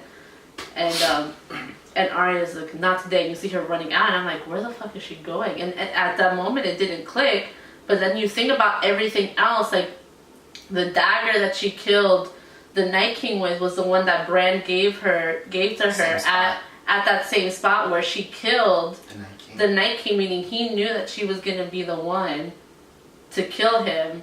And it's like, wow. Well, a question I have is, the whole entire time, how did she even get to the Night King without anyone watching her? Well, Angie will explain. I was telling Bolt, this is her training put into motion. She was taught to be stealthy, to move quietly, even from, like, the beginning of season 1 when she was having the training with the guy who was teaching her the sword fighting. He was telling her, you know, you need to be quick on your feet so no one can hear you, so no one can catch you. So it's like all of the training that she's had throughout the years. It's like and even when she was with the no face man, how she had to like be very like sneaky and sneak up on people, and you could tell too, like in the scene where the Night King's about to pull out his sword to kill Bran, one of his other little White Walker buddies, you see his hair kind of floating in the wind, like someone just go right by him, you see his like hair, and he's looking on the side like he knows someone's there, he's like, something's not right. Like I figured she was stealthy. I guess it's just, you know that the Night King is with Bran, and it's like they're in their own little circle, so for her to be stealthy, she's got to be real quick, because one of his little Night Walker buddies could be like, oh, wait. Right, and you could tell one of them had already sensed something, but she moved so fast that he couldn't even catch her. Yeah. So. And so he called her because she screamed like a dumbass. She was like, ah! And he's like, whoa. No, but he kind of knew, I think. Yeah. But that was it was so dope. And then the move that she used was the move that she used with Brienne last season when she was training with Brienne. So that was pretty dope. It was just it was pretty dope. I mean, at least me, what I have wanted to see maybe the Night King fight a little bit more. Before we go there. Okay. Because we're gonna enter like what we have wanted. We miss Jorah! Jorah! Yeah, we're getting too involved with Arya right now. But Jorah! Oh my god, I cried. Like, Jorah. He was just so strong. So selfless, so strong. But this was like the perfect way for him to go out, because he would always say he would sacrifice it's the only way for his Khaleesi. Goodness, he was literally using his body to deflect the fucking sword to hit Daenerys. He stood up. He stood up after he was stabbed like a bunch of times to still try to fight these White Walkers. You knew he was gonna die protecting Daenerys, but still. Let's give credit to Daenerys too. A bitch never hold a fucking sword, and she's fighting out there in the main field. But I don't know if you noticed, she did kind of use at one point Jorah as a shield. Yeah. No, she would wait for the White Walker to stab Jorah, and then she's gonna stab the White Walker. There was a part where she literally ran kind of behind it. Jorah was like in the front. He's like, Yeah. But I mean, come on. Like she did her best. Yeah. Jorah. But Jorah. I'll forever miss Jorah. He was so perfect. I know, he was so good. And that's the thing. The pretty much the Mormont family is done. They are done. Yeah, they're done. No more Mormonts. That's kind of sad. That is pretty sad. And then Theon. Theon, man, he also he went out of death, but he went out because that was like the perfect way for him to go out. Was like running towards, because he spent so long running away from things and like dangers and situations that this time he was like, I'm not running away this time. Like I'm facing death right in the face, and I'm going right towards it, and he just did not. And when Bran was like, Theon, you're a good man. That's all Theon wanted to hear. He ever wanted to hear. But Bran knew. Bran knew what he was about to do. That's why he's. Bran knew the whole story. What everyone's like, this is. He's like, what everything you did is what brought you here, and this is where you're meant to be. Yeah. Blah, blah. What about him? I'm going to go now. Yeah. And Theon's like, where are you going? What do you feel like he was doing? Did you see that meme where he's like, okay, I'm gonna go now, and then it was he's watching the Avengers. He's watching Avengers Endgame shit. Oh my god. But I don't know. I just think he was trying to make sure everything was set in motion and everything was being done the way it was supposed to be done. Yeah.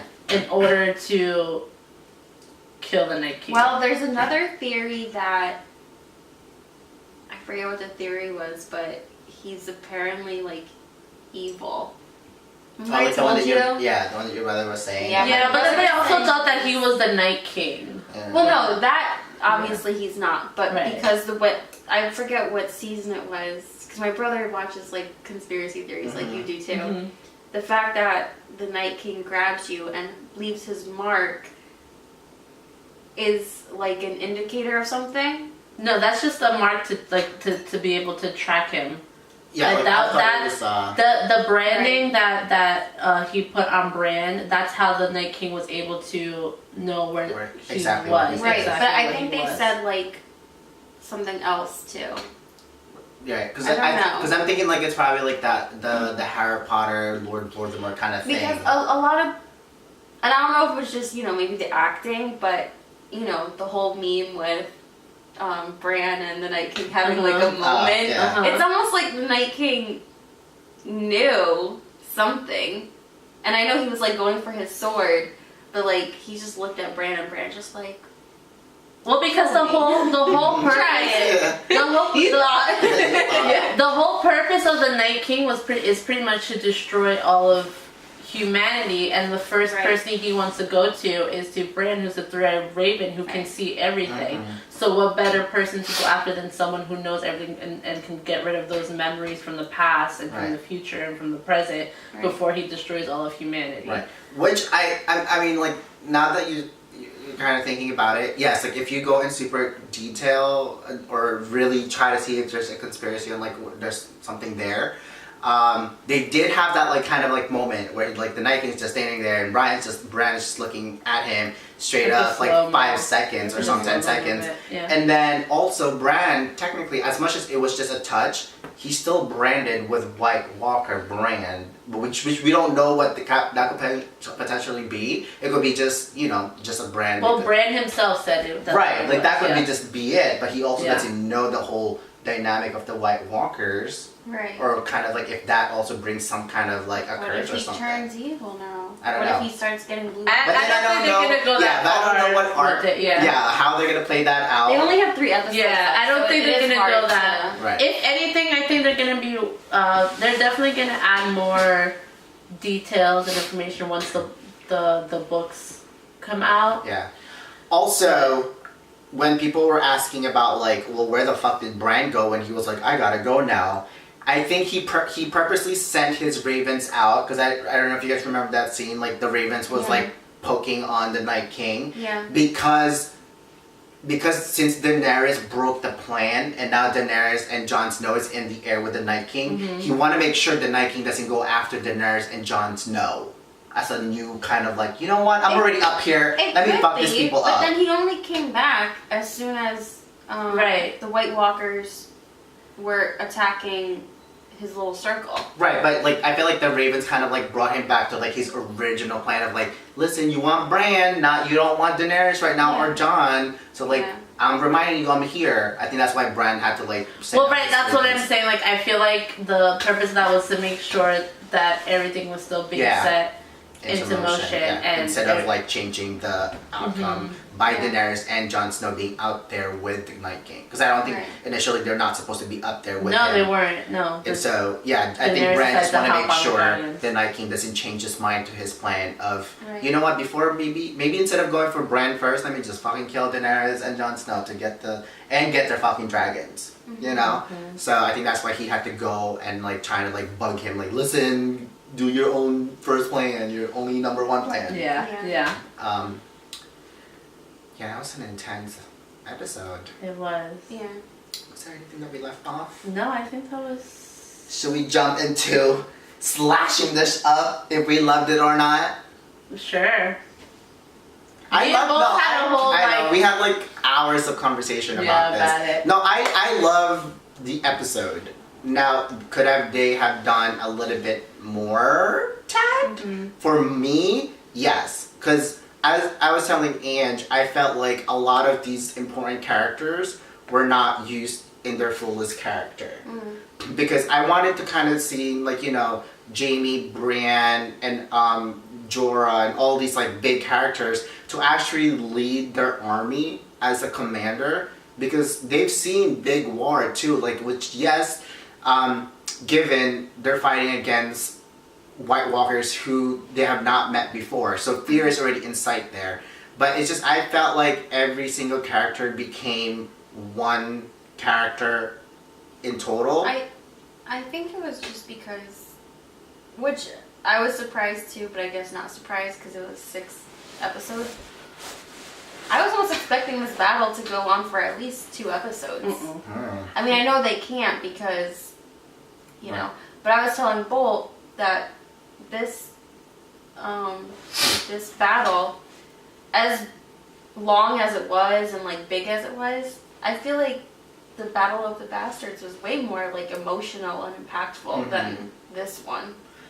And I think a little bit on that, maybe because it's like when it comes to like battles, I think for me, I like to look at like the strategic point of like how the battle is running. With the Battle of Winterfell, it's like you have the White Walkers and Winterfell army, and then boom, and then that's it. You know, I felt like they could have utilized, like you said, maybe put some of the armies behind the wall, just in case they breach. There's like another kind of like element of other more armies to kind of like reinforce. But like ultimately the result is gonna be the same. These White Walkers are never gonna die. But I think it's just like that dynamic of like, oh, there's something that could happen on here. There's what's happening here after this happened. And yeah, right. And like I kind of wanted to see like, you know, some of the big characters kind of commanding some of the army. And one of the biggest thing for me that I felt like was kind of underused was the general, the big White Walker guys. Because I know I've seen them in an episode that they know how to fight. And I would have at least would love to see like a battle of like one of them versus like a Jaime or Brienne. Or even if we can't get that, maybe like give the Night King like a 5-second kind of like scene of him fighting Arya and then ultimately Arya killing him. It's just the fact that like he disappeared, like he died like that, and all of like the big White Walker dudes just like stood there. Really, they didn't really do anything in this battle and just like shattered. Yeah, I just think they hyped it up so much that I don't know. It wasn't honestly, it wasn't like as emotional to me as like other battles. I think also because, like you said, people came in with such big expectations, and so I haven't said it in the video. Oh, you haven't said it. Oh, you tell me. Like, it's because everybody came in with like such a high. No, well, it's true because I feel this is what I feel people need to remember. I feel like people came in to this episode acting like this was the end all be all episode of Game of Thrones. And yes, it is a big episode and it is a story of Game of Thrones, but people need to understand that it's only a sub story. It's only a part of what Game of Thrones really is.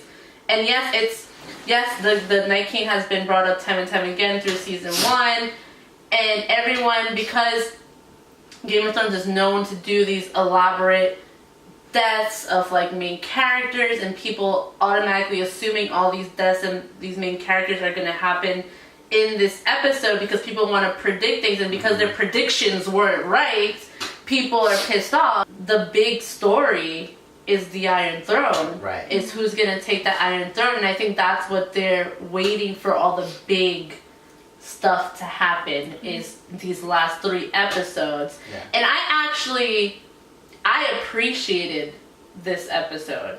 Would I have appreciated maybe a better fight with the Night King? Yeah, I would have liked to see that. But I think what I liked and what I told you before about the episode is what you didn't like about the episode is how you said you didn't like how the main characters looked like they blended in with everybody else.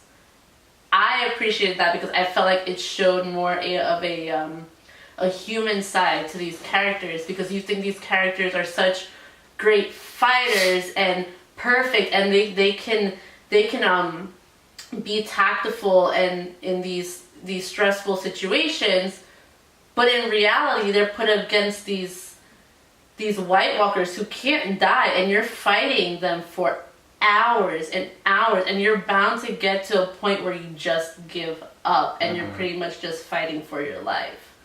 So I think I appreciated seeing that, how you could see how exhausted these characters were, and even after they thought all these White Walkers were dead, and then all of a sudden the Night King brings it back up, and everyone's just like, what are we gonna do now? Like, everyone's just afraid, and it's like you feel that. Yeah. And it's like it's not gonna be perfect. Not everyone's gonna be perfect. The plan is gonna be pretty much thrown out the window because at this point, they don't feel like they can win. Mm-hmm. And I appreciate that you could feel that it wasn't like this perfect battle and this perfect fights where it's like everyone had like a plan. No, it's like once you give up and you're not thinking about that, you're just thinking about pretty much surviving, which is what I appreciated from the episode. But I do agree, like I would have liked to see the Night King put up a bigger fight, but then again, I feel like throughout the seasons the Night King has never really put up a fight at all, besides throwing the freaking dagger and killing Viserion, which was, he did that purposefully. It was a tactic. Yeah, I mean, I don't think it was more like I wanted to see people die. I think it was more of the cinematicness of it. Battle of the Bastards is like you see blood spurting out and you see bodies piling on top of each other. It just felt like so much more emotional. I think I was like ready to see like an emotional battle of like bodies piling and then something like that. I think it's like I think what they are missing in that is because there's so much things going on and they have so little time. Right. A little slow-mo of the character's face. You can see their struggle, like that they give up. They had a lot of slow-mo in this episode. Did they? Yes. Or was it just because I feel like that's why I told you. Okay, so I had told Bull that I was watching a lot of videos of people who maybe weren't like a big fan of the episode the first time they watched it, and a lot of people were saying that after they watched it a second time and the third time they started to appreciate the episode a lot more and they started catching things. And I rewatched the episode a second time too. I've noticed they focus a lot on slow-mos in this episode. There's slow-mos. There's a lot of slow-mos, and I think they purposefully did that because they wanted you to get that sense of distress in people's faces and start to like notice little things here and there, and that's what you're saying. Yeah. Right, so maybe I have to watch it the second time because I felt like on the first time watching it, I didn't really see much of that. I think I was just expecting more blood. You're expecting more blood?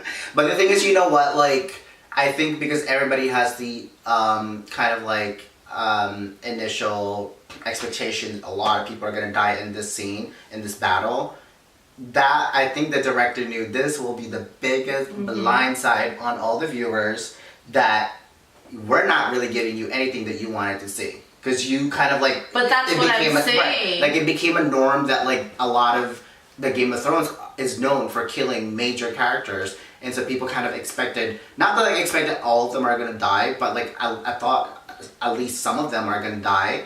But the fact that like most of them pretty much survive is kind of like a blindside in itself. Or it's like a reverse psychology. It's just funny because like before you would think, like before in the beginning you would think a death like Jorah and Theon would be enough. Right, that's true. And now it's like that's too little death. Yeah. Now you should have killed Brienne, you should have killed Grey Worm, you should have killed Jaime, you should have killed Tyrion, you should have killed Sansa. It's like who the hell is gonna go against Cersei at the end? Like I think you know what it is. Like maybe they're trying to tell everyone that this is gonna be like an epic battle to throw people off, like you said, and the big battle is gonna be with Cersei. Well that's the whole point. The big boss is Cersei. And I think people got so distracted with the whole White Walker storyline and the whole sci-fi aspect of the story of Game of Thrones that they forget to realize that this is the Game of Thrones. It's all about who's gonna get that Iron Throne, and Cersei has always been the big bad main villain of the story, not the Night King. So it's like I'm sure that that's what they're waiting for. All the big stuff to happen is with this battle that they're gonna have in King's Landing. Well, I think people thought this was gonna be a big battle because when you see the Night King, he is dead. He can just like bring up tens of thousands of people within a snap of his finger, and he's so quiet, he's so tactful that, yeah, you do kind of get a little scared of him, and you think he's the big guy that you got to worry about because he controls dead people. Whereas Cersei is, I understand, like, she's the queen, and yeah, she's like the main character, but you see her as human. I mean, you've seen her shame, like, you've seen her vulnerable, and you haven't really seen the Night King vulnerable. So he just automatically becomes this big bad evil guy. But if there's anyone in the show who's done the worst of crimes and murders, it's Cersei. I was actually gonna point that out, that like you said that kind of like clicked into my head, into kind of like conceptualizing what's the theme in Game of Thrones really is. It's basically like, you think a character with a big power or stature, whatever, will have like a big impact into the story, and which is like, just for example, a Ned, right? And you get beheaded. You think he's so powerful, beheaded. Night King, you think so powerful, died like that. You see Cersei, and she's like, oh, she's just nothing. What can she do? But this bitch had done so much motherfucking shit. Nothing. No, like if you see Cersei, like what's her power? She has no power. She's smart. She's just smart. But people take that as like so. People take that so simple. Like, oh, that's nothing. You're just smart. But like, she can kill anybody that she wants. And I think what happened. She has hellfire spread out everywhere in King's Landing. Yeah. Like, the bitch is going to kill everybody. I think what happened with Game of Thrones is that it kind of got a little Hollywood-esque with kind of, and I'm not generalizing people and viewers, but a lot of general viewers are kind of attracted to these fantasy kind of theme of shows, and grand and kind of like Hollywood-esque that. And so for a lot of people, they lean towards the Night King story because it is kind of like the fantasy part of Game of Thrones. He just looks really cool. Right, and that's it. But because of that, people were leaning towards that arc of the story, whereas Game of Thrones, it's all about the deceiving, the conniving, how do I get the throne, or how do I stab the person in front of me to get to the Iron Throne. And that's what I think is so good about this writing and this storytelling and what they're doing, is I feel like they're purposefully distracting you with fantasy and with the Night King to throw you off, and then these next 3 episodes are gonna be like, holy shit. It's like when the video I sent you with Emilia Clarke saying that episode 5 that's going to be like, that's probably one of the that's probably the battle itself. Shit. So I don't know. I just feel like a lot. That's when we're gonna see a lot of big characters die. You're gonna see a lot of obviously, Tyrion and Jaime weren't going to die at the Battle of Winterfell. They need to come face to face with Cersei. She sends Bronn to murder Jaime and Tyrion with the bow. Right? The arrow, also, is it also and Tyrion? I thought it was all she said both of them. Okay. Because she's trying to kill Jaime? Yeah, you didn't see that? You forgot that scene? That's what I told you. I was like, episode 1. Yeah, that's what I told you. I was like, that's the most blind side for Jaime, is to be killed by his best friend. Or he considered really close. Right, but he was also really gonna go with it. But he was also really close to with Tyrion. That is true. Well, I mean, like, Jaime really thought Bronn will never betray him. He's been there for him. Right. Yeah, Cersei said. As soon as money gets Cersei gave him an entire land. Okay. So we have to see what's gonna go down with that. Obviously, the Hound wasn't gonna die because we need to see what's gonna go on with the Hound in the Nine. And I feel like that's what people forget. They forget the main storyline. So like, oh, these characters are gonna die. And it's like. I didn't think like those people were gonna die. I thought like maybe Grey Worm would die. Well, yeah, I thought maybe Grey Worm would have died. Jorah was gonna die. But at the same time too, they might need Grey Worm for this final battle. Now that Daenerys has barely any army, she needs Grey Worm to fucking get the Unsullied straight up. People thought Brienne was gonna die, but then again, they probably need Brienne, and I feel like Brienne would sacrifice herself for. Given though for Brienne, they kind of build her fucking character in episode 2, so you would think she was gonna die in episode 3. Well, she is the Knight of all 7 kingdoms. So now, well, you thought she was gonna die because she finally got a knight. Yeah. Like, oh, fuck. Like, her story's but done. But they did that shit on purpose. And when you think about it, that was only the 2nd episode. So it's like, I feel like people felt like the 3rd episode was like the series finale. Yeah. And it was just like, no, yeah, it's because of the whole fantasy part, like the dragons episodes. And all that. They were trying to really wrap up that story to focus on the main one. The main story. Cersei, the bitch. Yeah. I do want to see Cersei though with her long hair. I miss long hair Cersei. Like, she could fucking put a wig. Those long hairs on the first season were wig-ish. Why are we even talking about Cersei's hair? But she just looks so stronger with long hair. Well, what's the word? You're so infatuated, materialistic. I just need her visually, like, just. She looks more like strong with her short hair.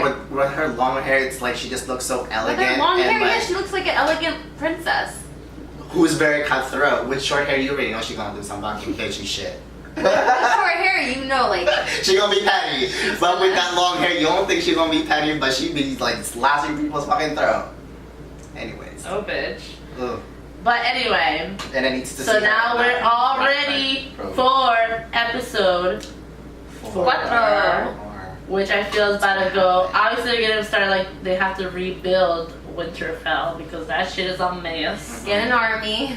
Yeah, and I feel like Cersei is gonna plant some seeds and try to put King's Landing against Daenerys because that's just Cersei. Well, what's number one thing that people fear the most? Things that they don't know. Exactly. And she's coming in with Dragon. Her father's the Mad King. Yeah. Oh shit! And they're the one who experienced that motherfucker. Yeah. Right. She's coming with dragons. Yeah.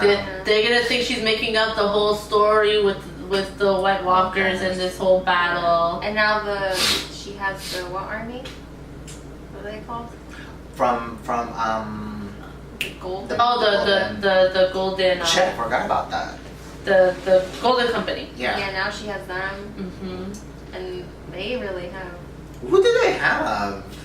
Well, they have the what is it called? The Prince of the Vale or the Knights of the Vale? But obviously, Daenerys and Jon Snow are going separate ways or something. I don't know what's going on because when you see the trailer for this week's episode, you see Daenerys on the fleets, on the boats going to King's Landing.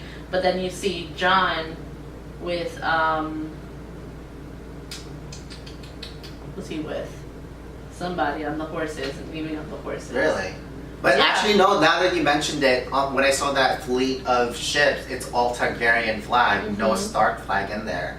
Yeah. So shit, what's fucking happening? Also, now that you mentioned too, with like Tyrion, now that we're going on conspiracy and kind of like prediction. He's been getting really sneaky because he's losing his grip to Dany, and so now he's gripping his way to Sansa. And you see that last scene on episode 3 where like he fucking kissed Sansa's hand or before maybe they were gonna Sansa's die. trying to get closer to him because listen, Sansa was around Cersei. She saw how Cersei used, you know, her sexuality and, you know, her tactics. So she could be doing the same. Sansa's done it before. She's done it with Littlefinger. That is true. Know? Sansa's smart. I feel like people don't realize how smart Will Sansa she sit on the Iron Throne? I don't know if she would sit on the Iron Throne. She's gonna stay in Winterfell. What if, right? Because Melisandre, wait, what's her name? Melisandre? Missandei? Whatever.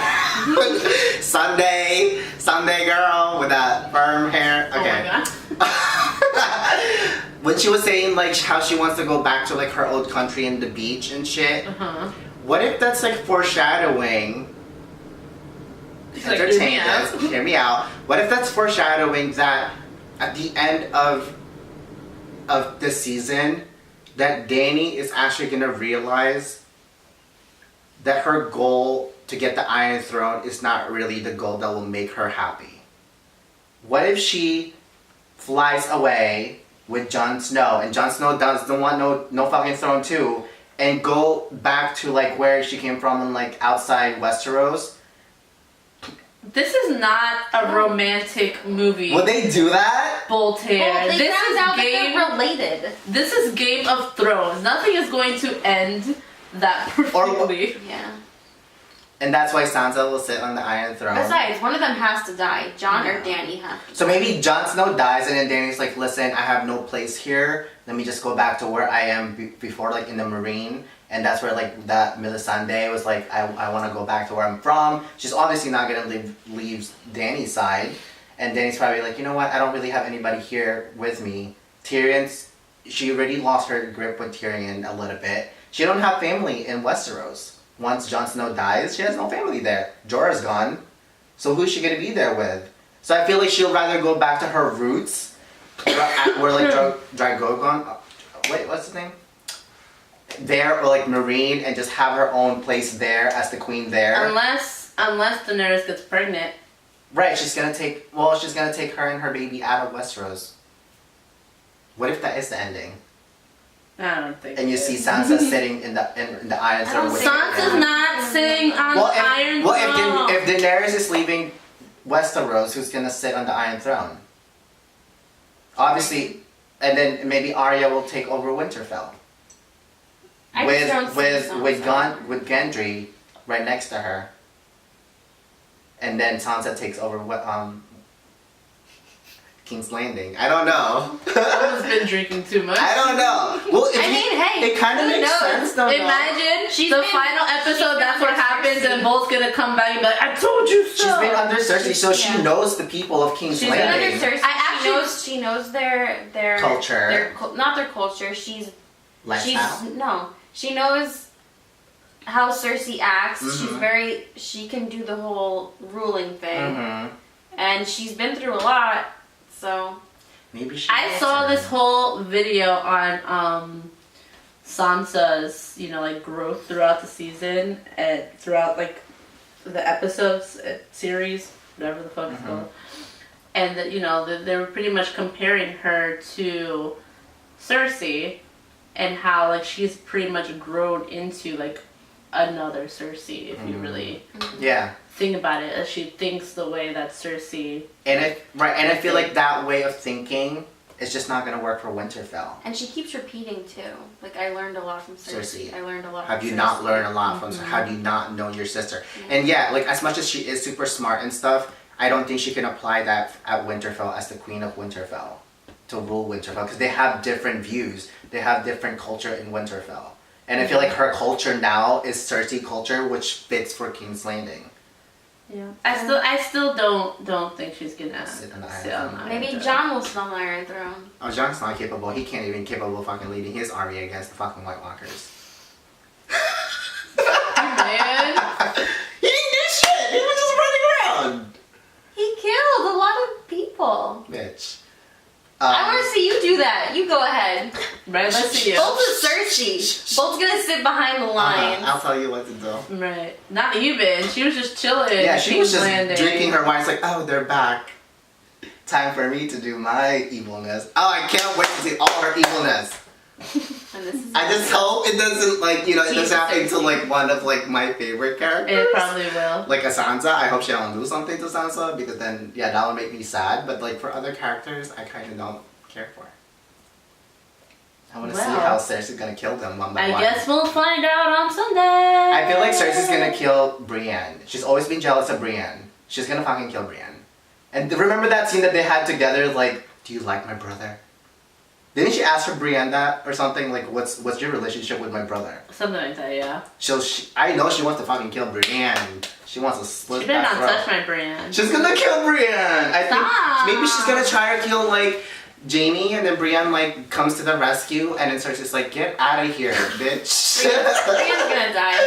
Well, no, I think Brienne's gonna die too, but I don't want Cersei to be the one to kill Brienne. I think she might be she might pull an embarrassment kind of thing for Brienne. Oh my god, what if she does that? Stop it, no! What if she like denied Brienne? Oh okay, my god! No. We're ending this video right here before he says something else stupid. Oh, what if she does that? Anyway, guys. Anyways. This is our mid-season recap of Game of Thrones. Yeah. Ignore him. Before it gets morbid, let's close this episode of Try Talk Tuesday. Let us know your thoughts. It's not Tuesday. You're going for this on Sunday. Oh, whatever. I still call Try Talk Tuesday, y'all. Y'all. But anyways, yeah. Try Talk Saturday. Hope you guys enjoyed this podcast. Hope you guys geeked with us on our mid-season reviews. Because we're super excited for these next 3 episodes. Yes. So we'll definitely be out again with once the series is over to talk about. Or maybe the episode's just so fucking good that we might want to just record an episode review.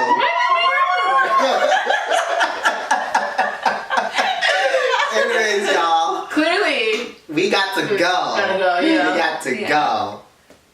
Alright, see you guys. Peace. Bye. Bye. You don't want to hear my morbid? No, I don't. What if that happens? Really sad. No.